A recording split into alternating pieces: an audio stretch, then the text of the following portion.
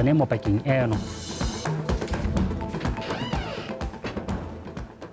Ke le bonye ba bitseng o ka thusa ke o ranolang ka puo ya diatla mothetso nka mogela ga bodi amogele mo pegong ya ntlha fa tswala gagwe kwa bokopanong jwa non-aligned movement jo bo tshwaretseng kwa Kampala, Uganda. Tona wa lefatshe la tsa mafatshe Red Dennis Francis o gateletse gore dintwa gareng ga ditšhaba jaaka e tsweletseng ka Gaza ke dingwe tsa diemo tse di tshwenyang hela thata. Bokopano jwa non-aligned movement bo itlamile go rarabolola dikgwetlho tse lefatshe le lebaganeng le tsone di tshwana go sa iketlang ga itsholelo ya mafatshe le go gotelesega ga tikologo. Tona mokgweetsi Masisi ke mongwe wa bagolwane go tswa kwa mafatsheng a le 120 go tsena bokopano jo. War and peace are decisions that countries make for reasons best known to themselves. It is not the decision that the UN expounds and promotes for the very reasons we are seeing in Gaza,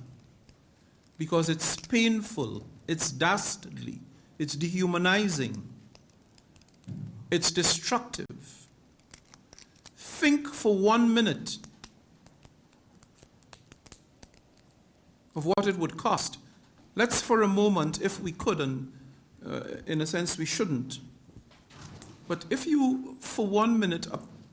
just set aside the human cost of the war in terms of the lives, the 25,000 people, think for 1 minute what it would cost to rebuild Ukraine and what it might mean for the entire global economy and for global development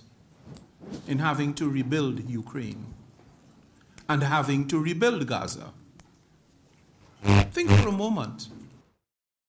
Motsharela Tautona Resla Matsogwane a re palamente e latelang e tla etebaganya le tshekatsheko ya molao motheo se se tla morago gore ga go phuthiwa le go tlhotlhiwa ga megopolo ya Batswana. Motsharela Tautona o bile se mo diphuthegong tsa kgotla tse di tsweletseng mo kgaolong ya gagwe ya Boteti West. Re utepego ka se ba etseng tebogo.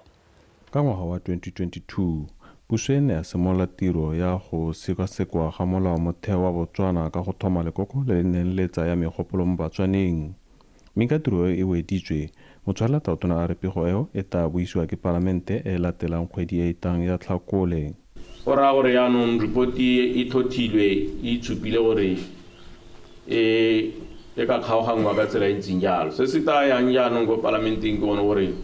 one dintlha tsa molao motheo tsone ke tsone di tedisiwe ko parlamenteng gore parlamente e ya go di sekaseka e di hitise ga e bona gore molao motheo o tshwanetse gore o hetole ka tsela e ntseng jalo. Mme hela banni ba na le dikgang tse di ba tshwenyang. Gore sekolo sa rona sa Mopipi Junior se se amogela bana ba bantsi ba ile gore ba hitile sekolo seo gone mo hela go raya gore re helela re nna le go thaela ga boroko ga bana ba ile gore ba nna ko sekolong sa junior. Bana ba ba le ka hatasa ga council ke bone ba ne mo honorable wa pele re Bothuku Botsila bua ka bonare ba o kopanye le bone ba niwa ke pula a bana bao ba ba thokomelwa ke council ba di ofene re bona gore re ba thusa ka tsela ntseng ja ima o heta kamera no sentshware mme ka dira tourism mo teng government a ka re lebella a re tlisetsa at least a technical college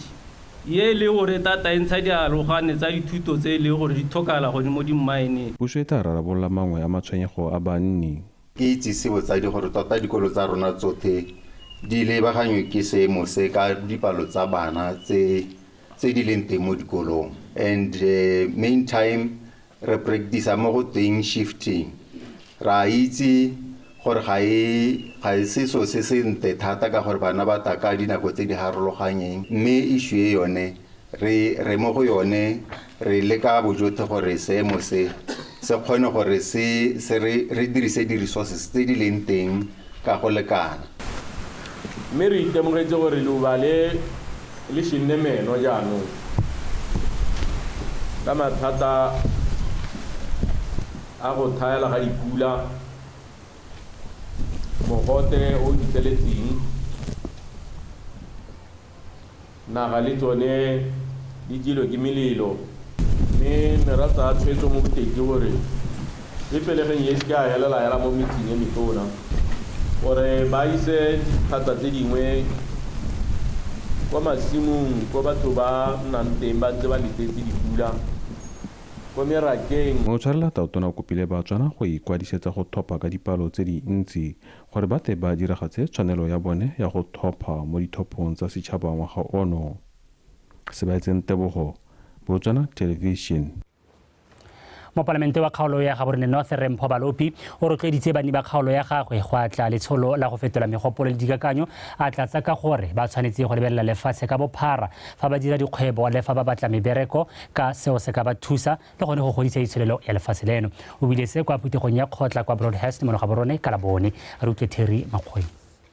Letsholo la go fetola megopolo le dikakanyo le le simolositsweng ngwaga o fetileng ke nngwe ya tse di tlhokang go atiwa ke setšhaba ka kakaretso ka jaana go ka thusa go isa setšhaba kwa mankaleng-kaleng. Ka jalo banni ba Gaborone North ba rotloediwa go leba kwa ntle ga lefatshe leno fa ba dira dikgwebo le fa ba batla ditiro ka seo se ka ba thusa go phunyeletsa mo botshelong. Re kgona gore bo heditse sekwele o na le dithuto tse di rileng tse le gore no ruta gore go dira sengwe mme ka gore le bantsi go hela le gore go tsenya tiego kante go tsala tiego ya gore o helele le gore o bone tiro ene ka jalo tshwanetse re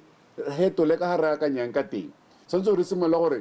ne ra o hela re seo go diphuthegong tsa bone go mahatsheng ya bone mme re le teng re dira dikgwebo mo mahatsheng onao. E re lentswa go rotloeditswe go rekisiwa ga dithoto kwa ntle ga lefatshe leno le go bata mebereko kwa mafatsheng a mangwe. Banni ba rotloediwa go nna kelothoko bogolo jang fa go lebaganwe le dikgang tsa go thupiwa ga batho. Human trafficking ke letse ke tlhalositse ka yone gore ba geso ke tla tswela ke iralo ka gore re mo khoteng e selea. Human trafficking e tsentse letsogo mme a gona opo le mogang gore go iragalang go na le batho malatsing a go na le ditiro tse di tlang te batho ba bera go enyelane thata ke la di bona go na le ditiro tsa boammaaruri go na le tse seng tsa boammaaruri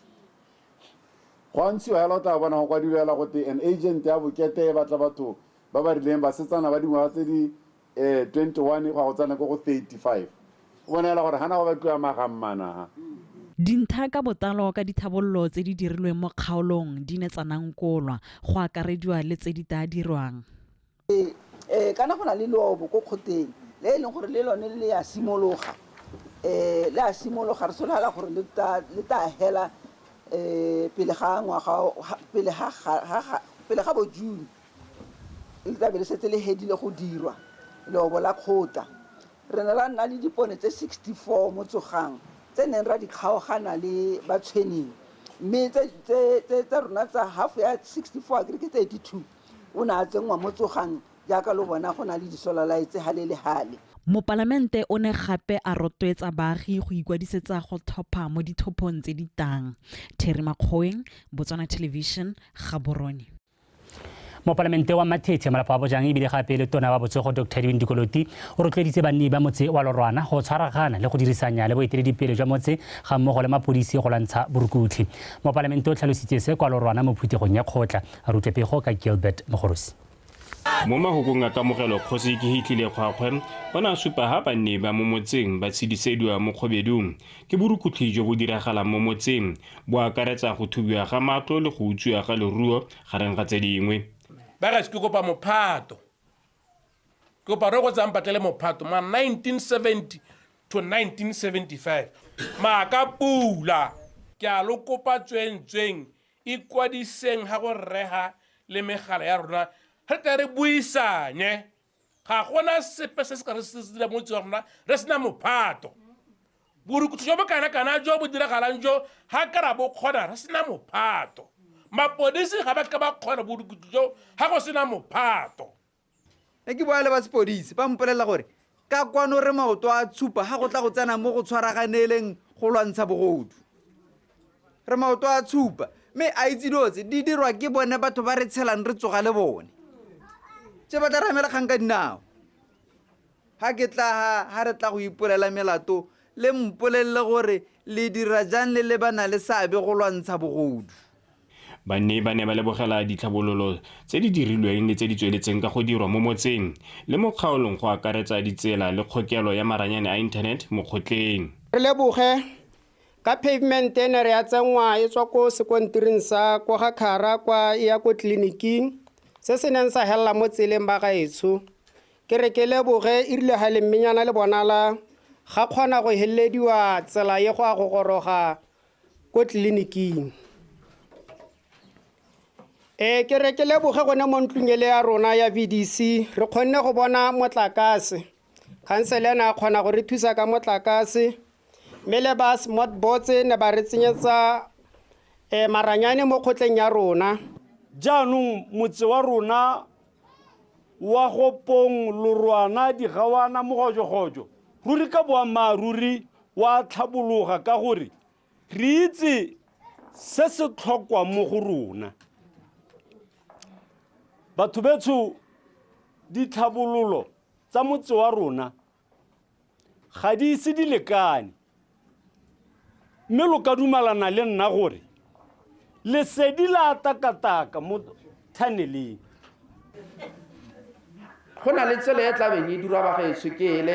ya go heta ga ga thwane ya kgolo mme tsela e re supetsa gore hela ha e hela go a go nna le mosuke o montsi ha junctioneng ha batho ba ba tswang go mathete ba tlo ba ema hale ba tswa go dihouku bo mabule bo kae ba kgobokana hale mme ke kopa ke ikobile mo go ena mongame gore a bona re ka bona thawalaete go godimo hela e leng gore batho ba ba ho a go tlana ko mang o nna ho le mo leseding Dr. Dikoloti o ne gape a rotloetsa banni gore e re ka nako tsotlhe ba iketletse go itse le go tsenya mo tirisong mananeo a puso a dirileng go tlhabolola matshelo a bone le go itlhamela mebereko e tlhokwang bobe mo lehatsheng leno o ne gape a supa ha mo nakong eno e le palo hela e tsena mo seatleng ya banana ba ba iketletsang go akola mananeo jalo a re seo se a tshwenya hela thata Gilbert Mogorosi BTV News Lorwana Puso e tsweletse ka go godisa mogama wa thuto go tlhomamisa gore boleng jwa nama ke jwa maemo a ntlha ebile Botswana o nna itlhomile kwa pele fa go tla mo go phadisanyeng mo marakeng wa mahatshehatse se se tlhalositswe ke mo palamente wa kgalagadi North Methodist monna kgotla jaaka a ne ile go lekola polasi ya kgwediso ka seatla kwa motseng wa Phuduhudu no modungwa wa bega Kgodiso ka seatla ke mohuta o bohego wa go oketsa dipalo le boleng jwa loruo mme mo Botswana e simolotswe ka dingwaga tsa bo 1960 kwa Ramatlabama kwa e leng gone boramelelo jwa tsotlhe tsa tiro ya kgodiso ka seatla fa dingwaga di tlhatlhologana puso ya atolosetsa lenaneo le kwa mafelong a harologaneng go akolwa ke barui mme le mo kgaolong ya Kgalagadi North ba ipela ka dikgomo tsa letsopa le le tlhabolotsweng tse di tswang mo lefelong le ga go thona gore le mo nakong eno puso e tlhoafaletse kgwediso ka seatla ebile ngogola e ne ya reka dikgomo di le 161 kwa Amerika go tla go nonotsha maiteko a dirwang AI Phuduhudu e eteletswe pele ke mme ebile e le bagwedisi ba ile ba tlhotlhwa re na le bomme ba le bararo ba bagwedisi ba ba dirang tiro re ntse re bona mme a gwedisa ra itse gore dikgomo tsotlhe di kwa Ramatlabama le meroto a yone mme re na le dikampa tse di anamele lehatshe lotlhe le maiteko a rona re le goromente ka tshwetso e re e tsereng ya gore re oketse dikgomo tsa Botswana le boleng bwa tsone go tlhomamisa gore boleng jwa loruo ke jwa maemo a ntlha mo kgaolong e mo palamente Mamonna Kgotla o ne a romela banana ba kgaolo eno ba le 14 go ikatisa kwa Ramatlabama mme ba setse ba alogile ga o bona re eme ka dinao re batla bogwedisi jana ke gore re dire dijo mo Kgalagadi North ke dio dingwe tse e leng gore mme re tlile go dira gore rotlhe mo Kgalagadi re itse gore kgwediso ka seatla ke eng mme ebile re be re bone gore re be re ye go baakanya mereka ya rona gore bana ba be ba kgone gore ba tswega ba ye kwa merakeng ya rona ba ye go re direla polasi e na le dingwaga di le 10 e sa bereke morago ga gore masaka terata le sediba se se nosang se senyege mme jaanong e butswe barui ba kgaolo eno ba se ka ba ipona tsapa ka ba setse ba tsitse dikgomo di feta 360 go tla go gwedisiwa ka seatla mo lefelong le Neo Modungwa Botswana Television Phuduhudu banni ba motse wa Matlhakola ba lela ka tiego ya go bewa ditsha tsa bonno ba supa fa ba sale ba beilwe la bohelo ka ngwaga wa 2013 banni ba ne ba ikuela mo palamente wa kgaolo ya Lerala Maunetlala re se Thabelo Modukanele fa na ile go ba lekola le go ba itsise ka melao e mesha e tla sekasekiwa mo parlamenteng e tlang Mamusisi ska wa bega Motse wa Matlhakola o mo kgaolong ya Legare, kgaolo ya botlhophi ya Lerala Maunatlala. Ke motse wa palo ya batho ba le 1,112 a ferang bongwe le bobedi go ya ka palo ya batho ya ngwaga wa 2022. Motse o supagala o gola mme peo ya ditsha e saletse kwa morago. Banana ba ba gona maabane ne ba tila go nna ba re kgosi wa rebe wa le kana rona ba re nna le ba tsatsi le tsatsi dipotso di botswa rona a ngwe le motsele ya la motho wa go emisa ona o re ngo kopa go pala mare nya ke pala ke batla go itse rebe wa le bana ba gago ba bitsa bo mantšhadinyana ga ba tshwanne ke maina ka gore ba santse ba le go dijareteng tsa beng ba tsone motho o tshwanelwa ke go bitswa ka leina la ngwana a le ko lelapeng la gagwe kulo ga yana o khona le trata mabita o wela go tseleng yo se khoye ga e wela nteng ile yana ka ba ga le bala la more motala ke naga e le kane bana ba Mathakola ba ileng gore ga ba ise ba bewe naga re isitse base map go ba physical planning wa mitse ile 9 e wela nka ta se ga phalape subland board Mathakola a le moteng go ya go dira sengwe le sengwe go etareng go bohelong go be ba ditsa gompieno nka se ka gora kare leng ka gore ano di base map di ko ba physical planning e re banni ba ikopela ditsha tsa bonno ba rutloediwa go sa itsapele lenaneo la temo le tlotlo le ha lena le makgwerinyana hale le hale re utule ka dikgwetho tsa maranyane re utule ka dikgwetho tsa balemisi re batho betso ga utwa ke re ke batla go le rotloetsa gore le dirise temo le toto ke le rotloetsa jana ke le ra kere ga gona sepe se ile gore se ga se sale sešwa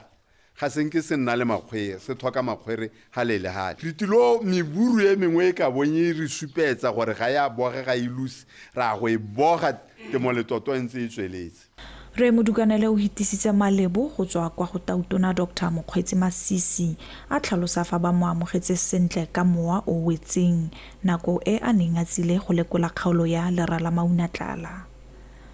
Mamusisiska, BTV News, Matlhakola. Go fitlha mo nakong eno go kwadisitswe dipalo tse di kwa godimo tsa batswana ba ba santseng ba le maoto a tshupa go tsa dikarata tsa bone tsa omang kwa diofising tsa Main Mall le Broadhurst mo Gaborone se se tlhalositswe ke diofisi tseo pedi morago ga gore go okediwe dinako tsa ditirelo tsa omang go yeng le kwa mafelong a beke a rutepego ka Mojadi Mokibelo. Omang mo lehatsheng leno o botlhokwa ka jaana a dirisiwa mo ofising nngwe le nngwe ha motho a tlhoka thuso ke ka mong go le maleba gore motswana mongwe le mongwe yo mo tshiamelong ya go dira karata eo a e dire le go nna le yone ka ha molaong morago ga go itemogela gore batswana ba santse ba goga maoto go ta go tsa boomang ba bone ofisi ya omang ena ya bona go tshwana gore e oketse dinako tsa go isa ditirelo tsa one kwa setšhabeng go gokotsa dipalo tsa benggae ba ba iseng ba tse boomang ba bone ka nako from as of maabane total yotlhe e leng gore na le one right now is 2.160. So that's a big number. O lebile gore go ra gore each and every day gore a tlebentse le gore re na le new cards le on tlebe di tswa from production office di tla ka kwano gore ntse ra oketsa but collection ya rona e nna go tla start because maabane hela ha re setse re bua ka ene collected cards re lemo gore only the renewal re khona re ntshe only 49 cards then di duplicates 22 for ba ileng gona ba simollang go dira dikarata tota batswana ba kwadisa go tsong ga bate go tsaya omang dipalo tsa rona di ntse jana re na le ya renewal 764 be re na le duplicate yone ke 309 be re na le -18 ba ba kota sa ga 18 241 be re na le ba +18 yone ke 52 total o take 101,366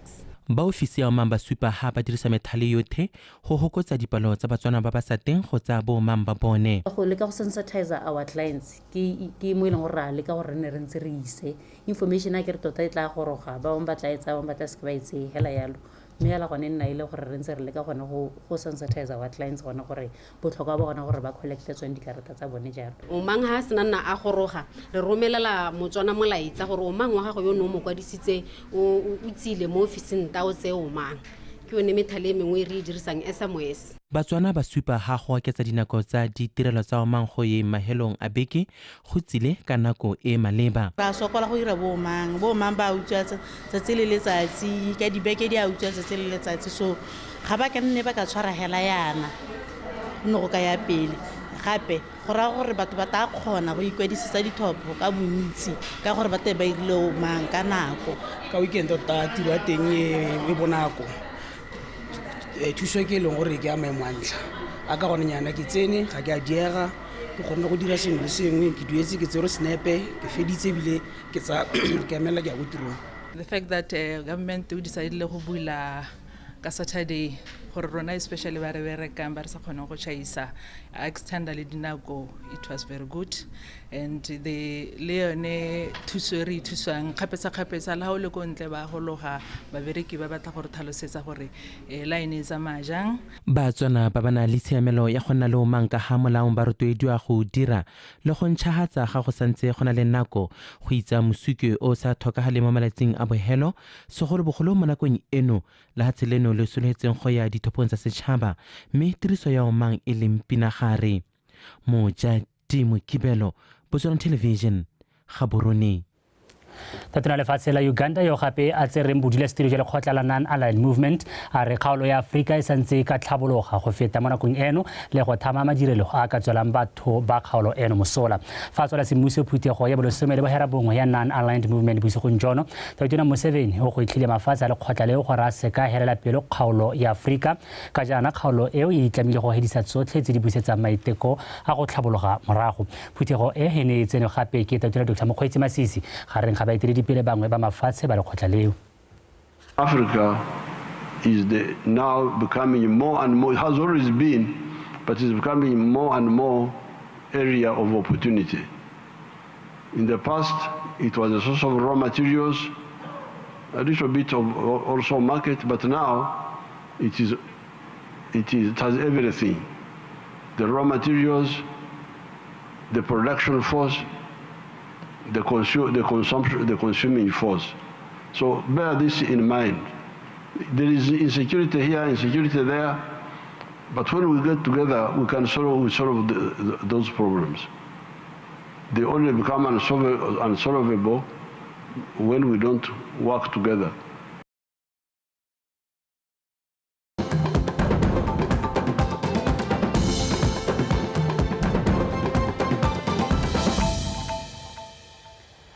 Wasuri Khansa BOTSWANA Television Ratselela moeteledipele wa mokgatlho wa Metro World Child Botswana go itebagantseng le go rutentsha bana ba dikolo tse di potlana mo kgaolong ya bokone bophirima mme mara modisa emang o tlhalositse fa mokgatlho o kgonne go atlega mo go fetola maitsholo a baithuti bangwe a re dithuto tse ba di fang baithuti mo mokgatlhong wa bone di ka dirwa lefatshe ka bophara go tswelela baithuti mosola ebile di na le bokgoni jwa go tokafatsa maduo a dithuto tsa baithuti o buile se kwa thutopuisanong e neng e rulagantswe ke lekala la Botswana kwa Maung John. Mokgatlho wa Metro World Child o itebagantse le go dirisa dithuto tsa tumelo go aga maitsholo a baithuti mo dikolong tse di potana mo kgaolong ya bokone bophirima. Ba dira jalo go fokotsa dikgwetlho tsa baithuti ba lebane le tsone jaaka go kgerisiwa ke ba bangwe go sa tsena sekolo sentle le tse dingwe. Fa e sa le mokgatlho o inaakanya le dithuto tseo matshelo a baithuti a fetogile ebile ba ntsha maduo a mante mo dithutong tsa bone. Maikaelelo a lenaneo le BOTSWANA ke go ruta bana go gola ka tsela e siameng go ba ruta boitsholo jo bo siameng boitsholo ke kgang ya go itse gore ke eng se se siameng ke eng se sa siamang ha ba go sitse ba ka baakanya jang ha ba na le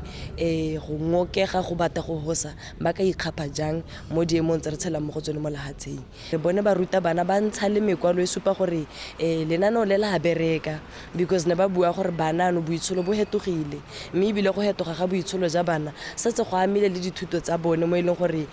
go na le koketsego mo maduong a bone. Boleng jwa mokgatlho o go bopa maitsholo a baithuti bo a kgolwa go menagane. Metro World dirile tabe ta re thusa go gone go ba serve itsa the needy and the orphans e dila le bone e ba ruta ka modimo ha rena le di issues tse leng gore as guidance teachers da re imela because we are working with around 900 people so now lo one mo sekolo ha gongwe le 2 guidance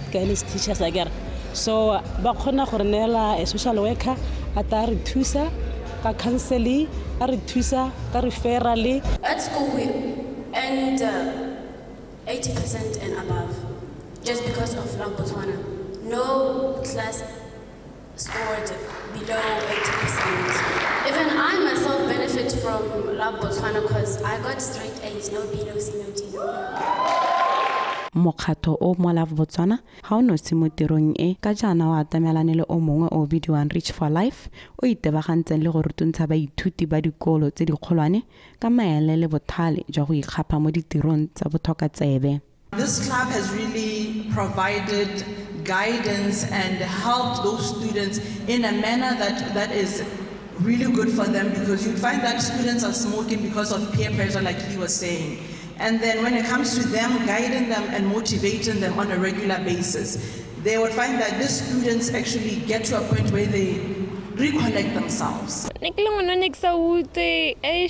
That time, and then but Reach for Life, then they came into a school called Reach for Life. It's all about God, all about believing in yourself, believing in God. God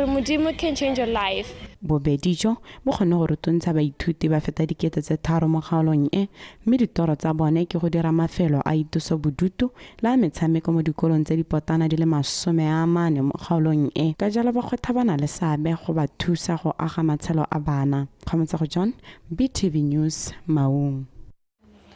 Mo palamente wa kgaolo ya Moshopa Manyana re Karabogare o ngongoretse dipalo tsa banana ba ba supang kgatlhego ya go tsa mananeo a puso ya tlhabololo itsholelo re ga re lentswa lefatshe le le itemogela letlhoko la ditiro le le kwa godimo puso e le ka bojotlhe go tla ka mananeo a farologaneng go thusa batswana go lwantsha lehuma segolo bogolo banana ba ba mo nakong eno ba di gogang kwa pele ka selelo sa letlhoko la ditiro. Mo palamente o buile se kwa phuthegong ya kgotla kwa Letlhakane West a rutepego ka ke se go fetse Makwinja. Mo palamente gare a re makalana a tshwana le a lea SEDA Young Farmers Fund, Youth Development Fund le a mangwe ke mangwe a boneng go tshwanela go nolofatsa ditirelo tsa one go fa banana sebaka sa go a dirisa go tlhabolola matshelo ka go itshimololela dikgwebo tse di ka tlamelang setšhaba diphatlha tsa mebereko. Go na le go le gontsi mo se dire go dirile kana mo re tla tswela le go dira ngwadi tse dirwang ke kganya gore banana ba ba mo di business ba ba dirang le government. Go na le melao le melwana e tlamang gore gore ko mo go bone. Go na le melao e thusang gore bone ba nna la advantage ha re kisa go ka go rialo hela go ya ka mo go no heta go se go duse mana kana ka 66 million pula mo di tendereng tsa banana ba ka nna 2681 mme tota go bua nnete go siame palo tsa banana ga di nametse go tla ba golola bo mme ba batla le tlhabile ene ba e bona mme banana na ga ke ba bone o ka re ke ba bona thata mo maharatlhatlheng a di Facebook go na le ko ofisi ke eletsa le ba mo Facebook ba tle ko ofisi. Phetogo e na tswelela ka go fa banne ba motse sebaka sa go latlhela tlhore le go nyana mo go tse mo palamente a di baroletseng. Ne tšere ba lente boto go nna le go temoletso tlo eno e se tsebile go rogile ano e re rakile ano rona re botse gore ba re masimolo re ba leng re sa le re apolaile re bolle dingwaga gore lo beilo ba ka dingwaga di wa ge sotle re utlwe metsi ga yo ko mara se go tlhelele ebile le gompieno gore go uksa botlhoko bano ko molapong ke ra o utlwela o nne se ke seemo se le gore ha ne dilo tsengwe di kgonang ka beremisa sengwe le sengwe go itebagangwa le kganya metsi ko marose. Maphata mangwe a na kgona go tsibogela dipotso tsa morafe. Ke boammaaruri kgantsa metsi ra di itse mo motseng wa rona betsho go jwala gore tswang teng re ra hela re ba dijo tsone didanga tse di tshwana le ka hae gona ka go le ka gona gore re siela batho mme le ha go sa lekane botsadi ka gore kana re di tshela ka dikoloi tse e leng gore gangwe le gape di aswa mme gape le ha re o lebile gape le ha dikoloi di se kana tsone ditswembele tseo di se kalo-kalo ga le rena kana di simola go tshela go tswa ko pitseng wa go tsena ko manyana se sengwe tona ke tlhaelo ya mapodisi go lo ga le re latlhelele ma special nyana go tla go nna ba re thusa re lebeletse kgolo ya motse re lebeletse le tlhoka kutlo ya bana ba tlogelang dikwele ba ineeletse ditagi tona. Mo palamente o na konetelela ka go rotloetsa banne go tsaya ka tlhoafalo lenaneo la temo le tlotlo ka dipalo tse di kwa godimo ba sa belaele sepe ka jaana se se ka ba thusa go godisa temo ya bone go ntsha dijo tse di lekaneng. Ke se go fetse Makwinja, BTV News, Letlhakane West. Mo palamente wa kgaolo ya botlhophi ya lerala Mauntlala re se Thabelo Modukanele wana le kotse banne ba motse wa go sekgweng go ba itsise ka ditshwetso tse di tsereng mo parlamenteng e wetseng kgwedi e hitileng o supile ha parlamente e hitisitse molao ka kanyetso ya go emela tsheko kwa ntle ga kgolegelo le go lwantsha go gweba ka batho a rutepego ka Mamusi Siska. Mo parlamenteng e wetseng ka mahelo a ngwaga go hitisitswe melao kakanyetso e le mmalwa go akaretsa wa go emela tsheko kwa ntle. Molao o kgaogantswe ka dikarolo di fera bongwe mme maikaelelo e le go lekanya matlhakore otlhe a amegang e leng ditshwanelo tsa mmelaelwa le maikutlo a setšhaba. Kganya a beile re lebile molao o re o hitisitse gore a nte re bomma ka strata go diragetse alo le ba ba maleba ba lebe mo go tseneletseng akere yaano re tsile ka o mongwe ne re anti human trafficking e le gore ba e leng gore ba ka nna le keletso go ka gweba ka batho akele di wele gore ra thatahatsa gore ba ba ka nna le keletso go dira jalo ba itse gore ba tadi gama ba sa dithapela. Paakanyo ya molao o e tla ka nako e dipalo di leng kwa godimo tsa go letlelela babelaelwa go emela ditsheko kwa ntle mme se oketsa palo ya borukhutlhi le gone go lemoga fa ikopelo ya go letela tsheko kwa ntle e dumelwa motlhofo. Ka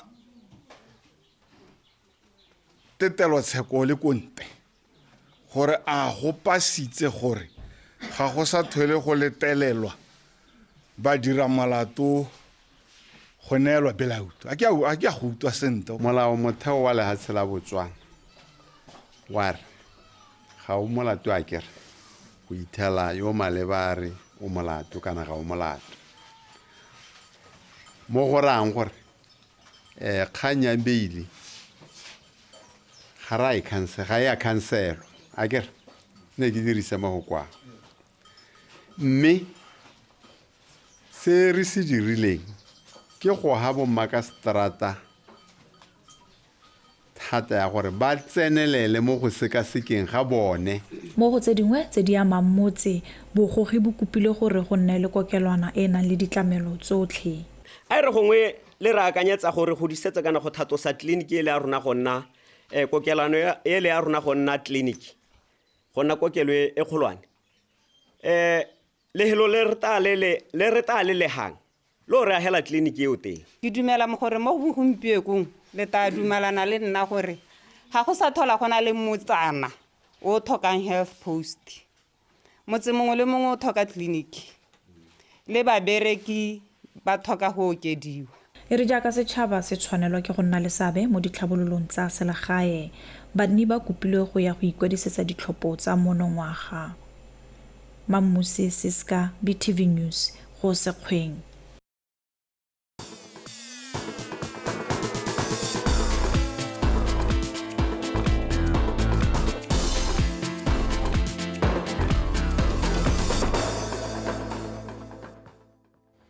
so re di ba phegela nete ga dikgang tsa rona ke ra le kgaitsedi ke la etsa o se kengwe eme sentle go gonela tsa metshameko kgaitsedi ke dumela ke nnete kgaitsedi ka ke eme sentle ka tsone re dinele tla ke go le bogerraitse o etso le natla ke tse sebaka se ke go dumedise nna ke bidio la etsa o se keng ka tsa metshameko mme re di simolahela ka tsa kgwele ya dinao tse di reng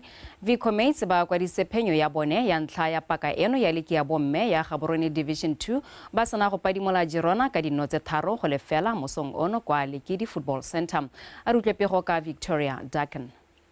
Mates ba feditse paka e fetileng ba le mo maemong a bosupa ka dintlha di fera bobedi morago ga metshameko le 14 ba sala morago Girona e yone e neng e go kwantse dintlha di le 13. Karolo ya ntlha e simolotse ile bodutu ditlhopha ka bobedi di sa supe lenyora la go nosa fela Mates ba kgona go ralala le morago la Girona mme ba nosa nno ya ntlha karolo eo e tsamela go wela ka o fina Chinyepi. Maiteko a Girona go lekalekanya dino a nna a retela go fitlhela di ya go ikhutsa Mates e eteletse pele ka nno. Mo karolong ya bobedi Mates ya tla e boloditse tlhaselo mme ba iponela nno ya bobedi karolo eo e tsamile metsotso le 12 ka loto la ga kadimo methe. Metsotsonyana morago ga 4 Girona ba le ka go busa lengwe ko morago fela moswaradino wa Mates a kgona go isireletsa. Mates ba kgona go phatlalatsa le morago la Girona gape ba nosa ya boraro bile le ya bofelo ya motshameko ka Isabel Seneimane go fetsa motshameko ka dino tse tharo go lefela.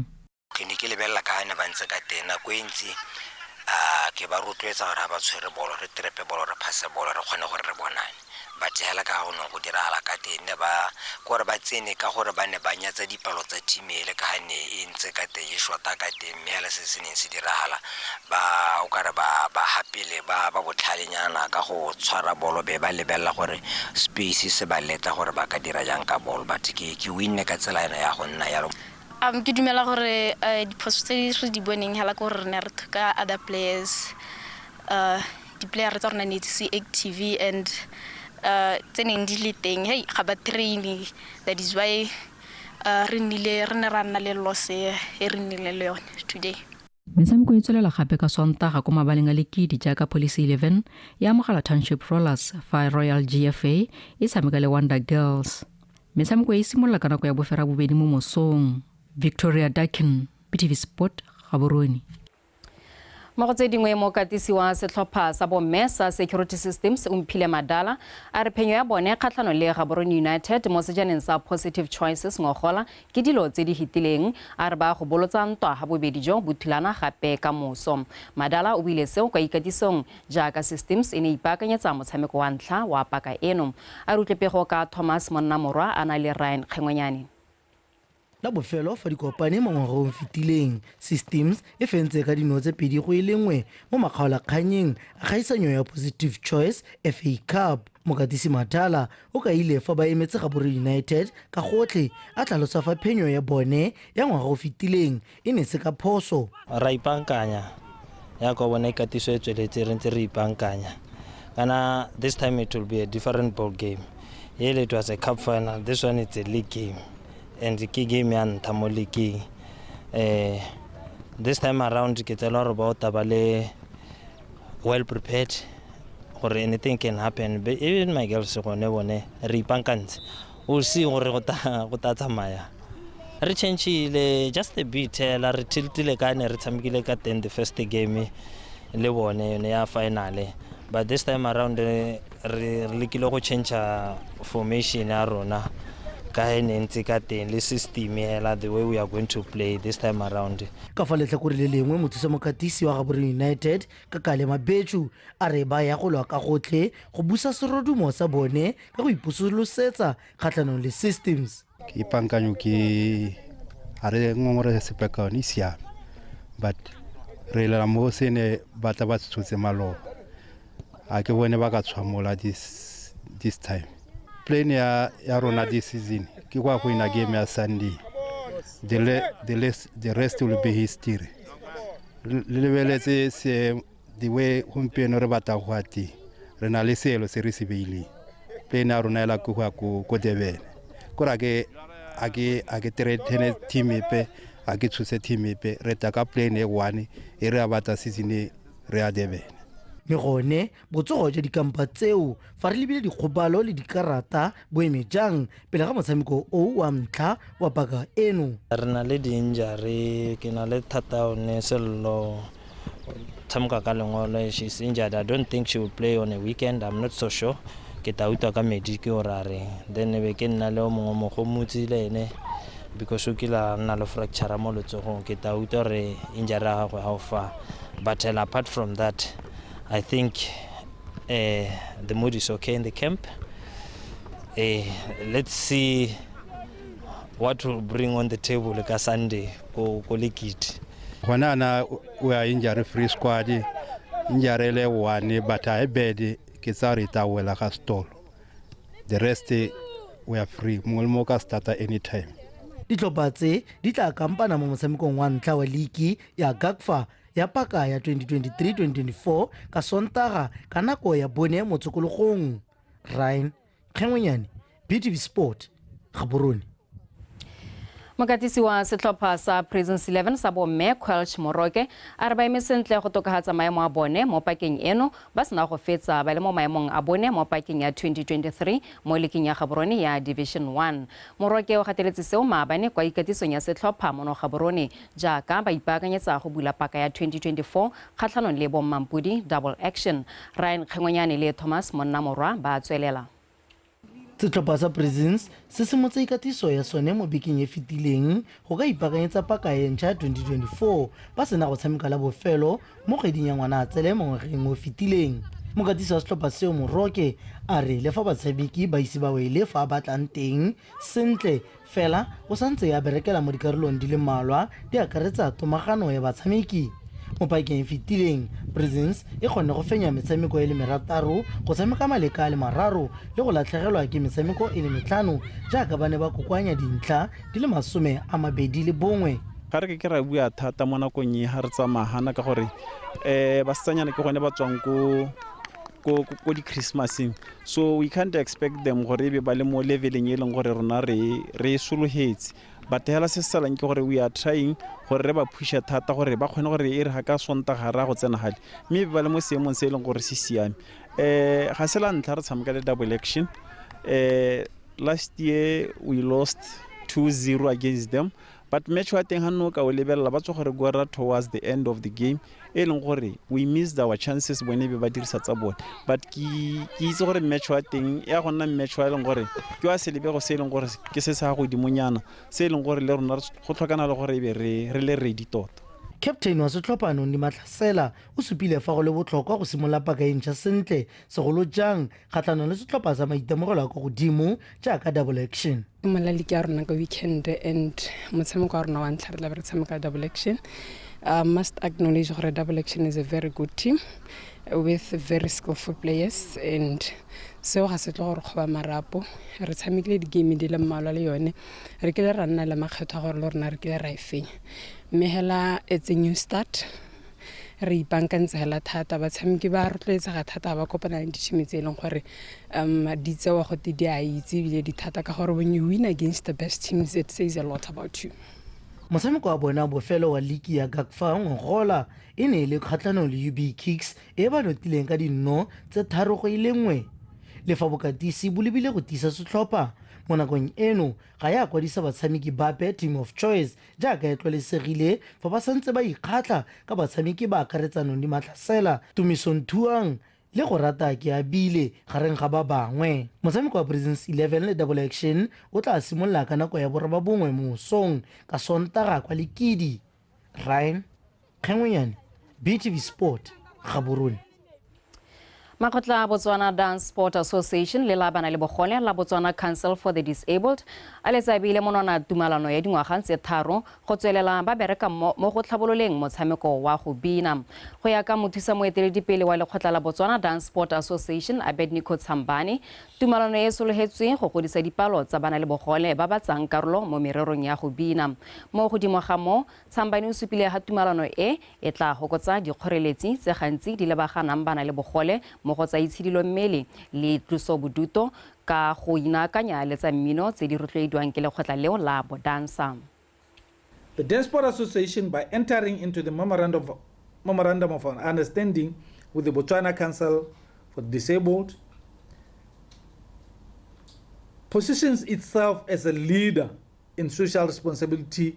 within the broader sport community. This leadership role can inspire other associations and organizations to adopt similar activities, initiatives, creating a ripple effect that contributes to a more inclusive sports culture. As you know, individuals with disabilities, they have been left behind in a number of activities that we do, day-to-day activities and events. So we decided to get into this partnership with Dance Sport so that they can then follow persons with disabilities through our member organizations. You know, our member organizations, they are across the country. We currently have about 33 member organizations. A jaanong re diwetsa ka metshameko ya maabane ya kgaisano e tsweletseng ya AFCON. Basireletsi ba sejana Senegal ba letse ba iponetse phatlha kwa tikologong e latelang ba sena go fenya Cameroon ka dinno tse 3-1. Mo motshamekong o mongwe setlhopha sa Guinea se letse se notile Gambia ka nno e le 1-0 fa Cape Verde le yone e iponetse phatlha kwa tikologong e latelang morago ga go padimola Mozambique ka dinno tse 3-0 mo motshamekong wa Group B. Mo motshamekong o sa tswang go wela wa Group D, Algeria le Burkina Faso di kgaogane dintlha tse 2 morago ga go tshameka maleka a dinno tse 2 setlhopha. Mo motshamekong o tsweletseng e ntse e le wa Group D, Angola e eteletse pele ka nno e le 1-0 kgatlhanong le Mauritania. Tunisia le Mali di tla thulana mo motshamekong wa Group E ka nako ya bolesome segong jono. o tshopego eo e ne wetsa jalo dikgang tsa rona tsa nako ya bosupa na lwena re tla kopana gape kgantejana ka nako ya bohera bongwe ga ke di go neela jaanong ke dirano tse ka teme ya sekgowa mme kgaitsedi ake o lebile samoka o eme sentle gore gakola gape dintlhakgolo tsa rona kgaitsedi a motho tla ke go leboge o di begile ka bokgabana re kopane kgantele reso o itshware pele di khutlisa re kgakole ditlhogo Palamente e latelang e tla etebaganya le tshekatsheko ya molao motheo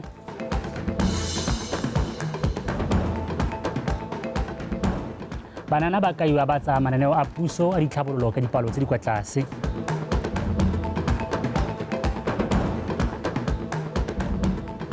mo go tsa metshameko setlhopha sa Prisons 11 se solofela go tokafatsa maemo a sone mo pakeng eno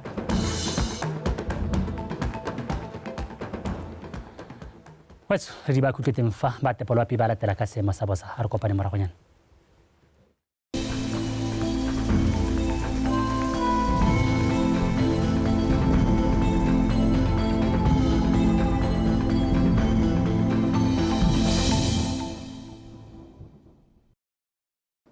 madume wetso nkamogela ka seemo sa loapi nna ke khumo se se monaka ga re simolola ka go leba pula eneleng e gatisitswe mo mosong ka nako ya borobabedi re gatisitse bone ko masunga landfill boraro ko borolong primary school bongwe ko kazungula police kazungula primary school ga mmogo le ko masunga primary school marothodi a pula a gatisitswe ko kazungula road border ga mmogo le ko chobe junior secondary school mme ga re leba setshwantsho sa loapi maitseboeng ano supamaru a bonala mafelong a mantsi a lefatshe leno re santse re soletse kgonagalo ya pula ya phefo kgadima mo mafelong mangwe mo dikgaolong tsotlhe tsa lefatshe leno mo tsatsi la ka moso re soletse re bo go thibile ka bontlha bongwe mo dikgaolong tsotlhe tsa lefatshe leno mme tla re mo mosong go tla iketsa go le bothito mo mafelong otlhe a lefatshe leno ka selekanya sa 16 go ya go 12 mme tla re mo tsamayong ya letsatsi go tla iketsa go le mogote go gantsi kgalagadi borwa botlhaba kgatleng ga mogolo kgalo a kwene ka selekanya sa 33 go ya go 35 kong haebe chobe le gare ga mogole bokone botlhaba soletse re go iketsa go le bothito mo tshokologong ka selekanya sa 27 go ya go 30 mme ga re le ba ditoropo dingwe mo borwa jwa Afrika re soletse pula ya phefo kgadima ko Maseru dibata tsa maru di tla bonala ko Johannesburg ga mogole Manzini mme go thibe ka bontlha bongwe kwa Pinton Port Elizabeth ga mogole ko Cape Town re soletse pula ya phefo kgadima ko Windhoek ga mogole kwa Antananarivo mme go tla nna le kgonagalo ya pula ko Lusaka ga mogole Harare re soletse pula ya phefo kgadima ko Dar es Salaam ga mmogo le ko Kinshasa pula tla bonala ko Blantyre mme go bonala dibata tsa maru ko Luanda ke sone seemo sa loapi a ene boroko